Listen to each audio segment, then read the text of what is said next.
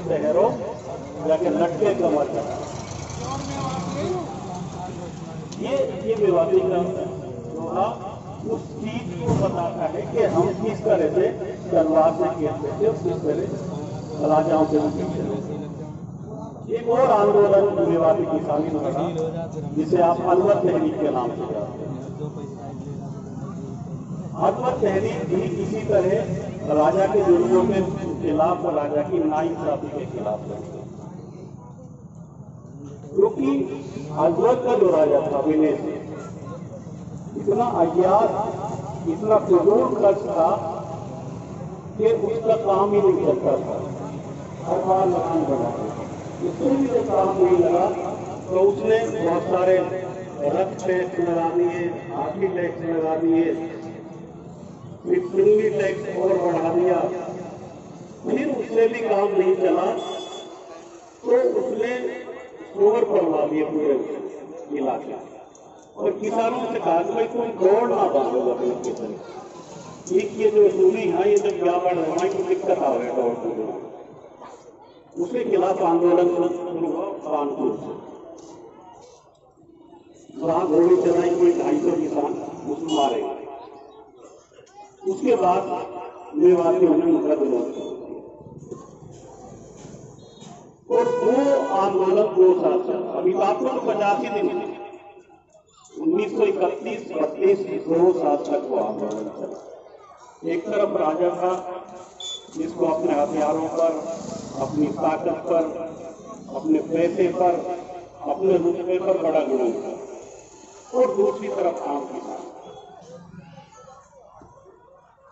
चौधरी यासीन खान जब वहाँ राजस्थान में रोटी पड़े थे, वो उस टाइम नहीं थे, तो उन्हें पता चली कि भाई चौधरी यासीन का पढ़ा लिखा है, दूसरे मिले, ये वहाँ गए। फिर चौधरी अब्दुल नहीं उसके साथ जुड़े, फिर काम नहीं चला तो फिर और मोहम्मद असलफ साहब जुड़े, और फिर वो आंदोलन जोरदार ढंग से चला। और बात वहीं आ गई तो अब आप कह रहे हो कि या तो ये कानून वापिस होंगे, नहीं तो हम नहीं वापिस नहीं होंगे। जब तक ये कानून वापिस नहीं होंगे हम वापिस नहीं होंगे। उस वक्त तो ये बात नहीं थी कि अगर ये राजा रहेगा तो ये आंदोलन खत्म होगा। राजा ने गोली भी चलवाई, लालच भी दिया, यहाँ तक के चौधरी यासीन खान को कहा कि मैं अपना प्रधानमंत्री बना, नहीं माने तो गोली को चलाए। और गोविंदगढ़ में जब उस दिन जुमा था, जुमा में लोग आए हुए थे, जुमा के बाद वहाँ पंचायत रखी गई थी, तो फौज ने पंचायत को घेर कर अंदर फायरिंग की, जिसमें कोई 95 लोग मारे।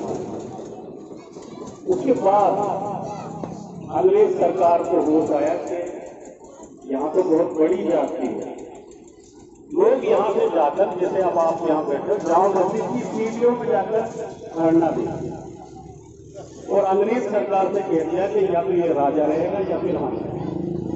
और आखिर उसकी इंक्वायरी हुई, राजा को देश निकाला हुआ और किसानों की जीत। ये 4 ऐसी मिसालें हैं मेवात की जो आज तक हम लोग याद करके गर्व से सीना फूट जाता है कि हमारे बुजुर्गों ने उस वक्त अन्याय के खिलाफ किस तरह से लड़ाई। कोई हालात आज भी घटते हैं, क्योंकि आज भी जब इन कानूनों की बात करते हैं, अभी मौलाना सर ने बहुत तफसील से आपसे बताया था, इसका अगर सबको तो आप मैं बताऊंगा, इसकी शॉर्ट चीज बताऊं तो वो ये कि किसान सिर्फ कमेरा रहे। कमेरा ऐसे नहीं, कमेरा तो आज भी एक किसान गुलाम कमेरा, गुलाम रहे, खेती वो करे, फसल उगाए और उस फसल को लेकर कोई और जाए। ये चीज अभी कल हिमाचल प्रदेश की खबर आ रही थी, अडानी जी ने वहां सेब होता है, वहां के किसान सेब उगाते हैं, ऐसे खेती नहीं होती, थोड़ा बहुत चावल होता है, तो छोटे छोटे जो व्यापारी थे वो वहां से सेब 20 रुपए किलो लावे, आज आपको मंडी में बेचते और मंडी में आगे बिक जाए, तो वहां अडानी जी पहुंच गए और उन्होंने ये कहा कि ये 20 लेते मुझे 22 रुपए किलो दे। अब लोगों ने कहा 2 रुपए बात को मिल रहे तो दे दिए। अगले साल वाले 23 रुपए कर दिए, फिर उसी को दे दिए। यूं करके 2-3 साल में वो छोटे व्यापारी जाने छोड़ के जब हम देख ना दे वो 22 कर दिए, तो उन्होंने जाना छोड़ दिया। तो इस साल उसने क्या किया कि भाई तुम्हारी इस साल फसल अच्छी नहीं है, मैं तो तोड़े उधर। तो बिल्कुल वही चाल अब चली जाती है। प्रोजेक्ट खेती हो या फिर जो माल को जमा करने की बात हो, वो सब एक ही चीज है, बिल्कुल एक दूसरे से जुड़े हुए। अगर आपके सब में एक बार गोदामों में चली 5 रुपए 10 रुपए किलो में, तो फिर आपको ही वो 150 रुपए में 200 रुपए किलो में। अब बहुत इंटरेस्टिंग कल एक फोटो आ रहा था, वो बड़ा अमेज़न एक कंपनी है, इसको आप मोबाइल से ऑर्डर कर दो, जो वो चीज आपको भेज दे। मैं भी रोजाना किताब मंगाता, एक आध पार्सल रोजाना है, तो उसमें ऊपड़े का रेट पता है कितना है? आप बताइए ऊपड़ा कितने का होगा? 50 पैसे का, 1 रुपए का, 399 रुपए ऊपड़े का रेट उस एमेजन पर।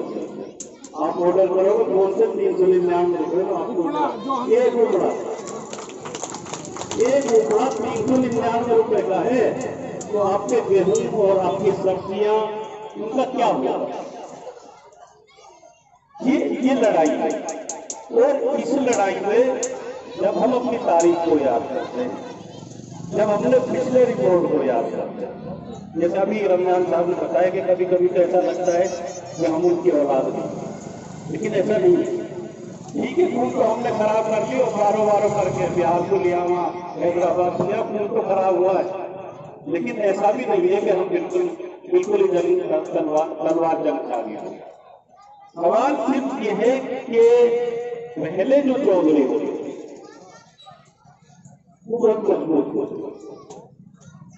वो भूखे मरते थे, पैसा नहीं था उनके पास, सैकड़ों किला जमीन नहीं थी, लेकिन वो पंचायत में बैठकर इंसाफ करते, अपना बेटा हो उसको भी सजा देते थे और दूसरा कोई हो तो उसको भी इंसाफ। ऐसी बहुत सारी मिसालें मेवात में हैं कि मुसलमानों ने हिंदू के फेवर में, हिंदू ने मुसलमान के फेवर में इंसान उनको सच्चाई के साथ जोड़ाई। ऐसी बहुत सारी मिसालें देखते हैं। ये बड़ोड़ा का बनवारी लाल देवी का बच्चा था, उसकी लड़की का कोई मामला था, उस लड़की को उठा ले गए मेवों के, पंचायत हुई और मेवों ने ये कहा कि भाई लड़की हम ला जाए, लड़की को ढूंढा लाए और उन दोषियों को पंचायत में सजाए।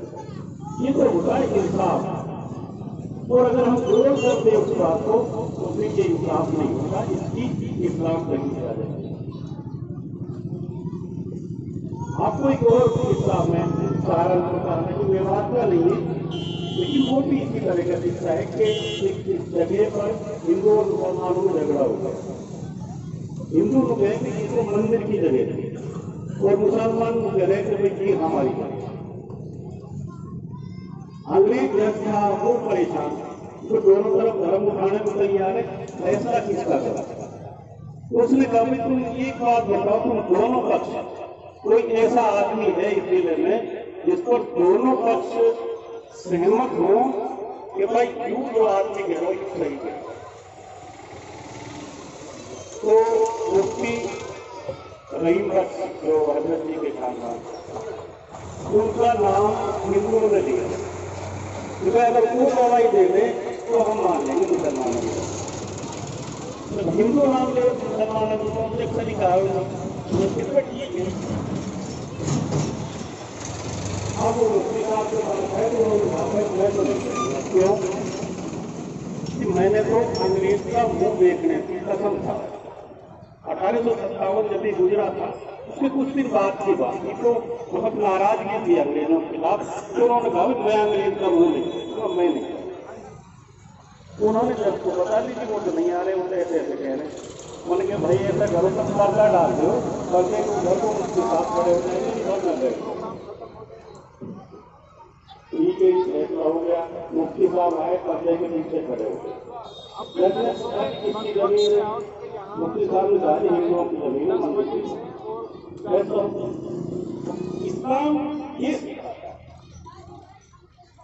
इस्लाम की जो शिक्षा है, इस्लाम का जो तरीका है, इस्लाम का जो मसावत का तरीका है, वो ये है कि चाहे वो कोई भी हो, जो दोषी है उसको सजा दो और जो सच पे है उसको ही।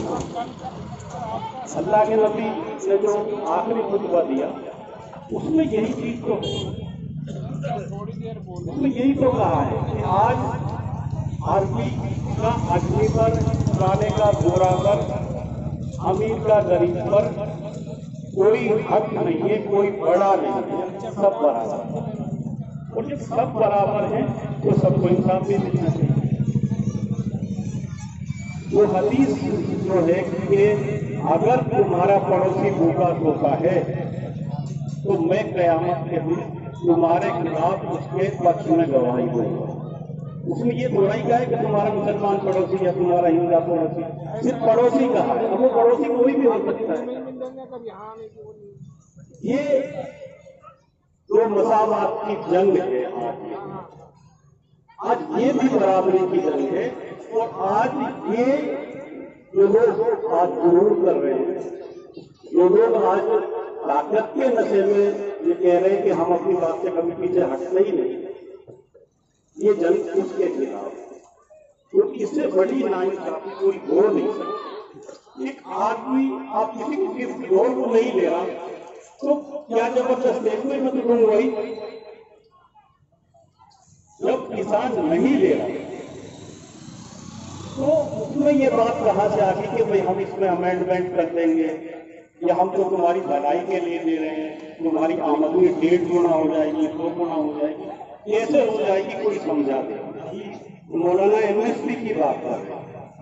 जो स्वामीनाथन आयोग है उसने ये आइडिया दिया कि खेती पर जो किसान का खर्चा होता है उसका जब तक 1.5 गुना कीमत नहीं दी जाएगी तब तक किसान को फायदा नहीं हो सकता, तब तक किसान खुशहाल नहीं हो सकता। और उसका एक उन्होंने फार्मूला दिया था, A2 जमा FL बराबर में C2।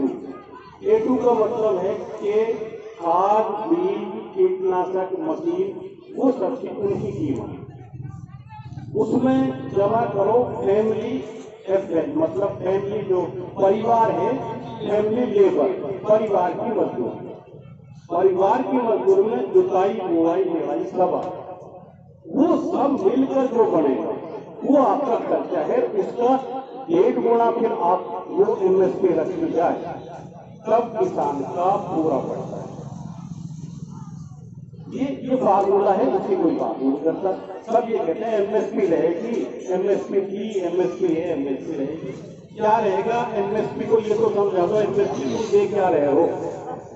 जब हम सोने को खर्च कर रहे हैं, सोने को तुम दे रहे हो या 2.5 से दे रहे हो, उसमें क्या है, हमारा तो किराया इससे ज्यादा लग जाएगा यहाँ से वहां। तो ये लड़ाई है, ये जंग है। और इतनी जो लंबे गुफ्तगू आपसे की है सिर्फ इसलिए कि हम कमजोर नहीं हैं। और जो बात कही जाती है कभी कभी हम भी सोचते हैं कई बार, जो कुछ हसन खां मेवाती ने किया, जो कुछ राव माला ने, राव पेमट ने किया, जो कुछ और हमारे बुजुर्गों ने किया, वो हम क्यों नहीं करते, हम भी वही करते। फर्क सिर्फ इतना होता है कि आवाम जो है वो ऐसी होती है, उसे तो खाने कमाने से मतलब है, पेट भरने से मतलब है, लेकिन जो आवाम को नेता भी चाहता है, जब उनको रहबर मिल जाता है, जब उनको समझाने वाला मिल जाता है कि हम अगर ऐसे करेंगे तो इस तरह लड़ेंगे तो फिर हमें ये फायदा हो जाएगा, तब समाज की ताकत। इसलिए ये बात सिरे से मैं तारीफ करता हूँ कि हम उनके औलाद, आज भी उनकी औलाद, आज भी उतनी हिम्मत है। आज भी अगर कभी मान सम्मान की, मर्यादा की, इज्जत की बात आती है तो पूरा गांव, चाहे गांव में कितनी पार्टियां हो, पूरा गांव लाठी लेके निकल आता है। यही तो ताकत है, एक आदमी की ताकत। आप मेरा ये खुली हुई अंदर, कितना ही तेज मार लो क्या लगेगा, लेकिन अगर गुस्सा मान के मारेंगे तो बहुत तेजी के साथ। तो ये जो आंदोलन से जो हमें सिखाता है, ये जो संघर्ष हमें सिखाता है, जो कुछ आज हम कर रहे हैं, वो यही सिखाता है कि जब हम मुट्ठी बांध लेते हैं तो फिर हमारी ताकत कई गुना बढ़ जाती है। और जब हम मुट्ठी बांध लेते हैं तो फिर पार्टीबाजी, राजनीति, प्राण की सब चीजें पीछे रह जाती है। फिर तो ये मुद्दा और सामने वाला लग जाता है। उसके लिए संघर्ष किया जा रहा है, उस ताकत को बनाने के लिए कि अगर हम सब लोग मिलकर कंधे जोड़कर लड़ेंगे, कदम से कदम मिलाकर आगे बढ़ेंगे, तो फिर कोई कितना ही बड़ा राजा हो, कितना ही बड़ा सत्ताधीश हो, कितना ही बड़ा ताकतवर आदमी हो, उसकी ताकत छिन-छिन हो जाती है। आपके सामने अनंत कश्यपी का उदाहरण है कि किस तरह लोगों ने लाठियों से मार दिया था जब उसका बुरा वक्त है। तो कोई घमंड ना करे, बुरा वक्त किसी का भी आ सकता है। और यूँ कहते हैं कि जब जनता उठती है ना तो फिर राजा भक्तों की तरह उड़ जाएगा। आपका बहुत बहुत शुक्रिया। धन्यवाद।